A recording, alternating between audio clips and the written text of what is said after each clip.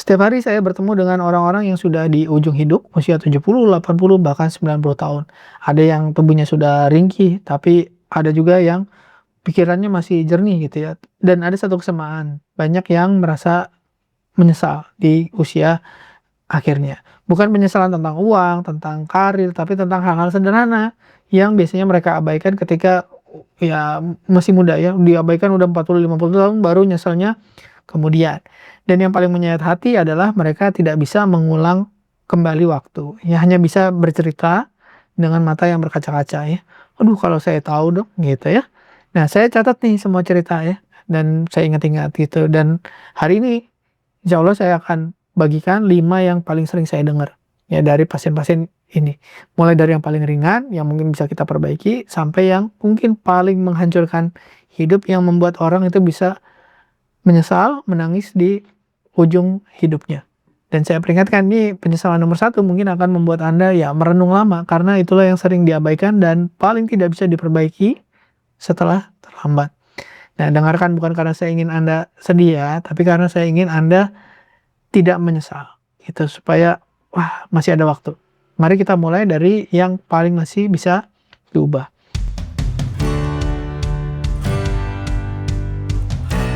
Nah, penyesalan nomor 5 ini terlalu serius bekerja sampai lupa keluarga.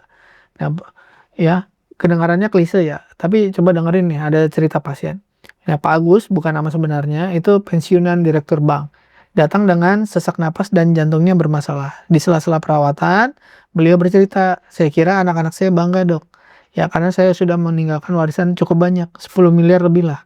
Gitu. Terus saya tanya, terus gimana Pak? Nah, mereka malah sibuk bertengkar soal pembagiannya. Ya, dan istri saya nggak peduli lagi karena 30 tahun saya lebih sering tidur di luar rumah, ya di kantor, di perjalanan dan lain-lain. Nah, ternyata 4 bulan kemudian ya memang sudah usianya Pak Agus meninggal.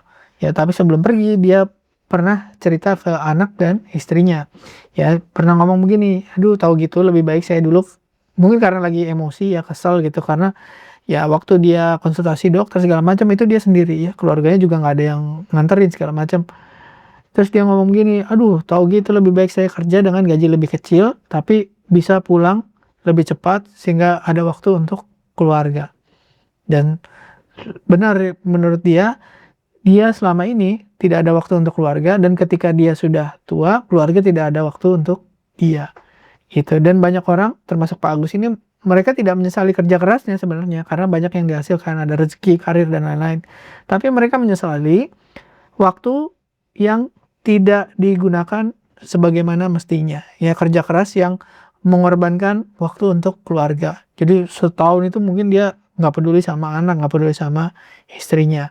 Nah penyesalan di level ini masih bisa kita perbaiki hari ini. Jadi kalau misalkan Anda tidak kerja, ada waktu untuk keluarga, gunakan untuk keluarga atau untuk hal-hal yang penting deh. Ya karena, walaupun misalkan Anda kerja keras, ya nanti suatu saat Anda akan selesai dengan pekerjaan dan Anda akan melihat nih ternyata pekerjaan itu bukan sesuatu yang, prioritas lagi gitu. Ya, lanjut ya penyesalan nomor 4, ya terlalu peduli omongan orang nih, ya. Ini penyesalan yang paling ironis, kenapa? Karena menghabiskan 80% energi Anda untuk membuat orang yang tidak Anda sukai memberi penilaian yang tidak Anda butuhkan terhadap hidup yang tidak mereka jalani. Nah, ada seorang pasien, ibu-ibu usia 68, 69 lah, ya, dia nangis ya. Bukan karena sakit ya, sakitnya waktu itu asam lambung ya, mah gitu, GERD gitu. Nah, dia menyesal karena udah menghabiskan 40 tahun hidupnya, itu dengerin kata-kata tetangga yang ya misalkan ngurusin anaknya, suaminya, ya bahkan, dekorasi di rumahnya, itu semua karena takut diomongin tetangga, gitu.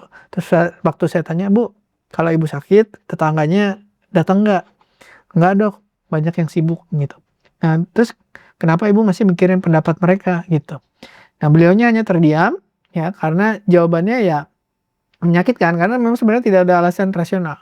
Orang-orang yang Anda takutkan penilaiannya nanti ngomong apa ya, sebenarnya nanti saat Anda meninggal paling-paling komen doang, ya misalkan di Facebook atau di WhatsApp gitu, ya misalnya turut berduka cita, paling posting itu aja. Ya selanjutnya ya mungkin nggak akan mikirin Anda lebih dari 3 detik. Ya mungkin datang ke pemakaman, dikubur, udah selesai nggak dipikirin lagi. Tapi kalau Anda masih mikirin orang lain, sebenarnya Anda menghabiskan waktu untuk menderita yang tidak perlu, gitu. Karena mereka juga sebenarnya nggak mikirin Anda, gitu. Nah, banyak yang ketika, diskusi, konsultasi, itu banyak yang keluar cerita-cerita seperti itu. Ya misalkan dia, "Oh ini, nanti karena takut apa kata orang, nggak mau ini, nggak mau itu, takut kata orang." Ini sudah mulai banyak hal yang Anda kehilangan karena Anda terlalu mikirin kata-kata orang, ya. Stop peduli karena orang biasanya juga nggak peduli sama Anda. Lanjut ke penyesalan nomor 3 yang lebih berat lagi, ini karena makin banyak orangnya yang merasa menyesal gitu, menahan diri untuk tidak mengambil risiko. Nah, ini penyesalan yang banyak bikin pasien tuh menangis lama, bukan karena sakit fisik, tapi karena apa yang tidak mereka lakukan. Misalnya ada seorang pasien nih, dia Ibu Rina lah, bukan nama sebenarnya. Dia kanker stadium 4. Dia tidak menyesali dia sakit, ya. Beliau tidak menyesali karena apa dia gaya hidup dan lain-lain ya. Karena memang udah takdirnya dia bilang begitu. Tapi begitu tahu nih, ya usianya udah mungkin gak lama lagi, dia menyesal karena tidak pernah berani memulai ya usaha atau tidak pernah berani untuk keluar kota. Sebenarnya dia mimpi banyak, ya. Sejak usia 30 mimpinya banyak, pengen jualan kue atau apa gitu ya. Nah, beliau bilang gini, "Sebenarnya saya takut gagal, Dok. Saya pilih aman aja." Saya akhirnya waktu itu udah keterima PNS. Terus sekarang udah pensiun, sebenarnya gajinya 3 juta tiap bulan, ya. Sekarang dikurangi lagi kalau nggak salah 1,5 juta tiap bulan. Nah, terus dia ngelihat teman-teman dia yang, satu angkatan itu ada yang, cari beasiswa ke luar negeri, ada yang mulai usaha, mengejar apa yang dia impikan. Jadi dia hanya bisa mimpi tapi tidak berani mengejar, tapi teman-temannya yang seangkatan sama dia banyak yang mengejar mimpi-mimpinya. Ya, jadi dia tidak menyesal dengan penyakitnya, tapi dia menyesal menghabiskan waktu, tidak pernah mencoba, gitu. Waktu itu apa yang lebih ditakutin daripada gagal? Ya omongan orang, "Dok, takut saya disebut gagal." Jadi gagalnya dia nggak takut, tapi dia takut diomongin orang nanti, "Wah, gagal, wah gimana nih?" Gitu. Ya, bukan masalah uangnya, bukan masalah, ke luar negerinya, tapi keberanian untuk gagal. Jadi banyak pasien itu di ujung hidupnya, misalnya stadium 4 atau usia udah 70, itu nggak pernah menyesali mereka pernah gagal, tapi menyesali dulu nggak pernah mencoba, gitu. Nah, ini hati-hati karena sudah mulai banyak yang nggak bisa dibalikin gitu, kalau udah terlambat. Lanjut ya, kita ke penyesalan yang lebih berat, yang nomor 2, itu hubungan yang toksik dalam jangka waktu lama. Ini banyak nih ceritanya nih, ya, saya ambilin satu yang menarik gitu ya, yang karena menyangkut cinta dan pengorbanan yang sia-sia. Ini ada seorang pasien, laki-laki nih, usia 65 tahun, datang dengan ya mungkin udah depresi ya, berat gitu, udah ke psikiater juga sih sebenarnya. Karena apa? Karena dia 30 tahun menikah, jadi usia 35 dia memang baru menikah, ya. 30 tahun menikah itu istrinya terus-terusan merendahkan dia. Setiap hari dibilang, "Wah kamu laki-laki nggak becus, nggak bisa cari uang, malu saya punya suami kayak kamu, nyesel saya nikah sama kamu," gitu. Kata-kata itu diulang terus ya. Padahal sebenarnya si suami ini memberi nafkah dengan cukup lah, ya, punya rumah, ya, anak-anaknya bisa kuliah dan seterusnya, ya. Kenapa? Karena istrinya membandingkan dengan mungkin mantan-mantan pacarnya gitu ya. Terus saya tanya, "Pak, kenapa nggak minta cerai aja?" Ya, terus beliaunya jawab, "Nanti anak-anak malu, Dok." Nah, tapi sekarang anak-anaknya justru menjauh karena tidak tahan melihat pertengkaran orang tua mereka. Ya, ironis. Jadi selama 30 tahun menikah selalu bertengkar, tapi si bapaknya ini biasanya memilih untuk diam aja.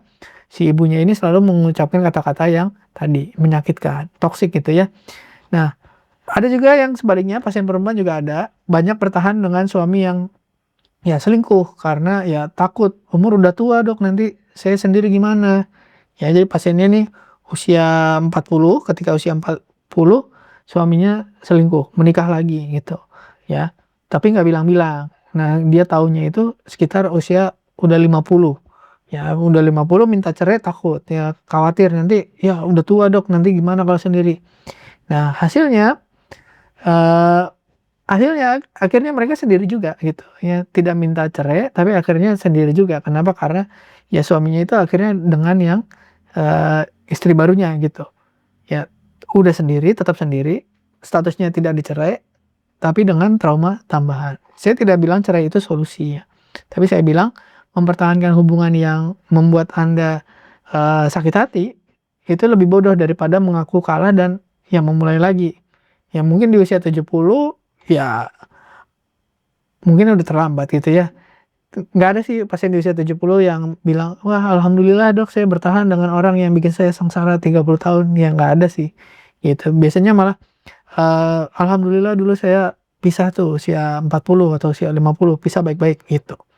Nah, itu banyak tuh cerita begitu. Tapi kalau yang, "Alhamdulillah saya bisa bertahan nih, wah demi anak-anak, demi keluarga." Padahal tadi anak-anaknya juga akhirnya banyak yang menjauh, gitu. Ini saya cerita-cerita aja ya, supaya kita bisa, belajar bareng-bareng. Nah, ada yang lebih berat dari ini? Ada, penyesalan nomor satu ya, tidak pernah memaafkan diri sendiri. Ini yang paling menghancurkan dan paling sulit untuk diperbaiki ya. Ya paling sering terjadi juga ya. Ya bukan kesalahan besar biasanya, bukan kejahatan yang gimana gitu sampai harus ditangkap polisi, enggak, tapi hal-hal kecil yang dibungkus dengan rasa bersalah biasanya selama puluhan tahun. Ada pasien usia 75 tahun, ini masih menyalahkan dirinya sendiri setelah ya karena 50 tahun yang lalu dia telat mengantar istrinya melahirkan. Padahal istrinya sudah lama memaafkan, bahkan istrinya udah nggak ada 10 tahun yang lalu, udah meninggal. Gitu, tapi beliaunya ini masih nggak bisa tidur. Ya, setiap malam itu yang diingat itu waktu dia telat nganterin istrinya melahirkan. Ya, istrinya berangkat sendiri ke rumah sakit, melahirkan, ini si suaminya baru datang gitu. Seandainya saya lebih cepat 10 menit Dok, selalu kayak gitu. Ya, terus saya tanya, "Terus gimana Pak?" "Ya mungkin istri saya nggak akan stres." Ya, terus mungkin anak saya sekarang lebih gampang diatur. Mungkin istri saya tidak meninggal duluan. Nah itu, jadi dia namanya catastrophizing. Otak Anda menghubungkan A ke Z tanpa ada bukti yang nyata. Jadi dia menganggap karena dia dulu telat telat melihat istrinya melahirkan, ya, mengantar istrinya melahirkan, jadi istrinya melahirkan tanpa dia. Itu dia menganggap anaknya sekarang susah diatur, bandel itu karena itu. Dia juga menganggap istrinya stres karena itu. Dia juga menganggap istrinya meninggal duluan karena itu. Ya, padahal tidak ada pembuktiannya. Telat 10 menit melahirkan menyebabkan anak bandel tuh nggak ada penelitian. Nah, tapi coba kalau Anda cerita ke bapak itu, ya, beliau tetap akan bilang, "Tapi Dok, saya nggak bisa nih, saya tetap merasa bersalah." Gitu. Rasa bersalah yang tidak diselesaikan itu seperti minum racun tiap hari dan berharap orang lain yang mati. Nah, yang mati itu sebenarnya diri sendiri. Ya, pasien lain usia ini sekarang perempuan 70 tahun, itu masih menyesali perceraiannya 30 tahun yang lalu. Ya, setiap malam dia, "Andai saya lebih sabar, andai saya tidak marah waktu itu." Gitu. Padahal mantan suaminya itu udah nikah lagi, udah 25 tahun yang lalu tuh udah bahagia, anak-anaknya udah dewasa, dan anak-anaknya tidak pernah menyalahkan si ibu ini, gitu. Nah, tapi dia sendiri yang memilih untuk menderita. Setiap malam diulang-ulang tuh. Ya, waktu dia marah, akhirnya minta cerai, pisah sama anak-anaknya ikut suaminya, dan seterusnya. Gitu. Penyesalan yang nomor satu ini puncak gunung es. Biasanya bukan tentang uang, orang menyesal tuh bukan tentang hubungan, tapi biasanya hubungan dengan diri sendiri, gitu. Dan sebenarnya kalau Anda lihat polanya, semua tentang masa lalu. Ya, Anda tidak bisa mengubah masa lalu, tapi ya Anda bisa kendalikan sekarang. Karena yang sekarang itu akan jadi masa lalu, gitu. Jadi pasien-pasien yang damai di akhir hidupnya bukan yang terbebas dari kesalahan, tapi biasanya yang mampu melewatkan masa lalunya, yang memaafkan diri sendiri dan memaafkan orang lain di masa lalu, gitu. Nah, ada pasien yang benar-benar sudah akhirnya bisa lepas, ya, udah ikhlas, terus waktu saya tanya, "Gimana caranya?" Nah, dia bilang begini, "Saya sadar Dok, saya manusia, saya bukan Tuhan. Ada hal-hal yang bisa saya pegang atau saya kendalikan, di luar itu sudah kuasa Tuhan. Kesalahan itu bagian dari hidup. Ya, yang penting saya sudah berusaha memperbaiki yang saya bisa perbaiki, yang saya bisa kendalikan. Sisanya yang saya nggak bisa kendalikan itu urusan Tuhan, jadi saya lepaskan." gitu. Jadi tadi dari cerita tadi ada 5 penyesalan. Nanti kalau ada cerita-cerita lagi nanti saya sampaikan lagi. Sekarang yang penting kalau Anda masih belum terlambat, Anda tidak bisa memutar waktu ke belakang, ya saya juga nggak bisa memutar waktu ke belakang untuk pasien-pasien yang tadi, tapi sebenarnya Anda masih bisa mencegah jangan sampai terjadi penyesalan. Jadi kalau Anda usia misalnya 40, 60, 70, Anda masih punya waktu ya 20, 30 tahun ke depan. Ya, emang cepat, tapi cukup untuk memperbaiki hal-hal yang bisa diperbaiki, jangan sampai jadi penyesalan, gitu. Dan Anda sebenarnya tidak pernah siap untuk mati. Saya juga, ya tidak ada orang yang benar-benar siap, tapi Anda bisa memilih nih, mati dengan damai, tanpa penyesalan, tanpa rasa bersalah, tanpa aduh seandainya. Nah, pasien-pasien yang sudah tenang, sudah menerima, itu yang berani mengakui tadi kesalahannya sendiri, memaafkan diri sendiri, dan apa yang sudah terjadi di masa lalu tidak bisa diubah, sudah dilepaskan. Dan hal-hal yang di depan yang nggak bisa dikendalikan, sudah dipasrahkan kepada Tuhan. Hidup dengan jujur. Nah, terima kasih sudah menyimak. Semoga bermanfaat. Saya Dr. Uli, bagikan pada orang-orang yang membutuhkan. Semoga bermanfaat. Terima kasih. Wassalamualaikum warahmatullahi wabarakatuh.